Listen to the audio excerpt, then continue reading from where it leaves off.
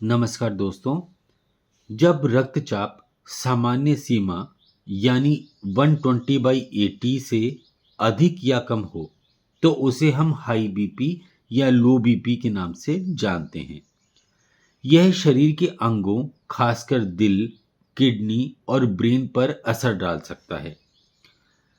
TCM में इसके पीछे कई कारण माने जाते हैं, जैसे लीवर यांग राइजिंग, तनाव व गुस्से से बीपी का बढ़ना, किडनी यिन डेफिशिएंसी यानी शरीर में ठंडापन और कमजोरी, ब्लड स्टैग्नेशन यानी रक्त संचार की रुकावट, ची डेफिशिएंसी यानी थकावट, कमजोरी और लो बीपी, फ्लेम डैम्पनेस यानी शरीर में बलगम का अधिक होना जिसके कारण हैवीनेस महसूस होगी।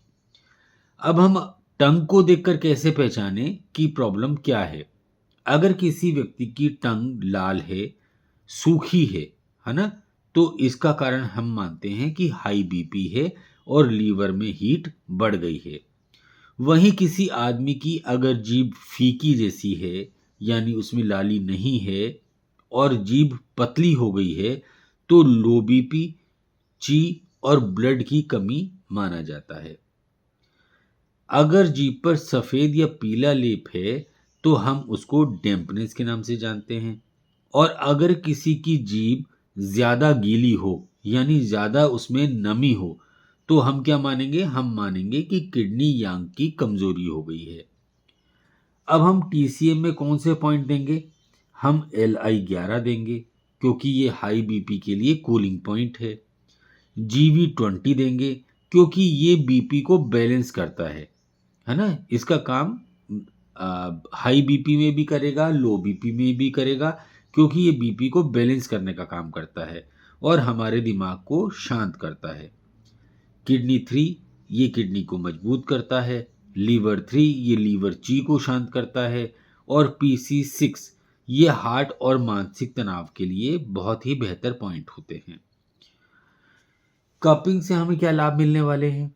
कपिंग हम सिर और गर्दन के आसपास के एरिया में करेंगे तो हल्की सी कपिंग करने से बीपी कम करने में मदद मिलेगी।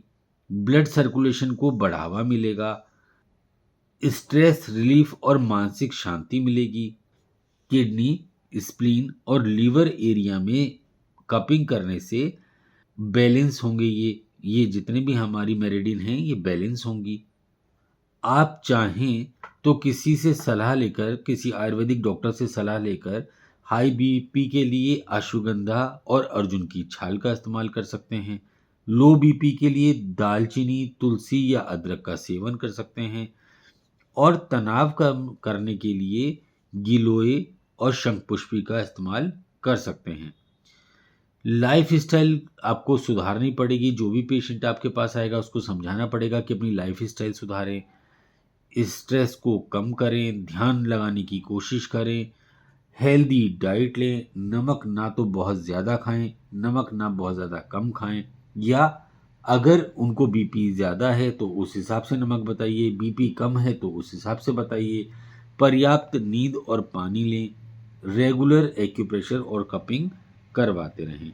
तो इस प्रकार से हम लोग आगे वीडियो में भी देखते हैं कि किस तरीके से हम कपिंग करके जो हमारा बीपी एबनॉर्मल हो गया है उसको कैसे मैनेज कर सकते हैं।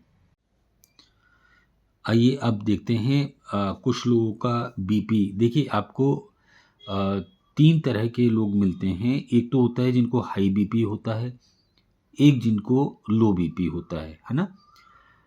सामान्य बीपी की बात नहीं कर रहा हूँ क्योंकि वो तो नॉर्मल है, हर एक आदमी में नॉर्मल होता है। और एक आदमी का बीपी होता है कि अचानक हाई हो जाता है, कभी लो हो जाता है। तो ये जो मैं आपको कपिंग करने का स्टाइल बता रहा हूँ, इस कपिंग करने के स्टाइल से आप हाई बीपी में भी बीपी कंट्रोल कर लेंगे, लो बीपी में भी कर लेंगे, है ना। और अगर किसी का एबनॉर्मल रहता है कि अचानक बढ़ जाता है, अचानक घट जाता है, एबनॉर्मल है, तो उसमें भी हम इस प्रकार से कपिंग करके काफ़ी उनको आराम दे सकते हैं। लेकिन ध्यान रखिएगा, जब बीपी बहुत ज़्यादा हाई हो या बहुत ज़्यादा लो हो तो उस कंडीशन में हमें पहले बीपी को नॉर्मल करना है, उसके बाद कपिंग करनी है ना। और जब लो बीपी होता है तो उस टाइम में हम ब्लड कपिंग नहीं करते हैं। मैंने यहाँ पर ब्लड कपिंग कहीं भी नहीं सिखाई है, पर अगर किसी को आती हो तो ध्यान रखिएगा कि लो बीपी में हम ब्लड कपिंग नहीं करते हैं। इससे बीपी और ज़्यादा नीचे होने की संभावना बनी रहती है। केवल इन 2 कप के सहारे से हम बीपी को कंट्रोल कर देंगे। और अगर किसी को तेज़ धड़कन जैसी प्रॉब्लम भी हो या कम धड़कन जैसी, तो वो भी ठीक हो जाए।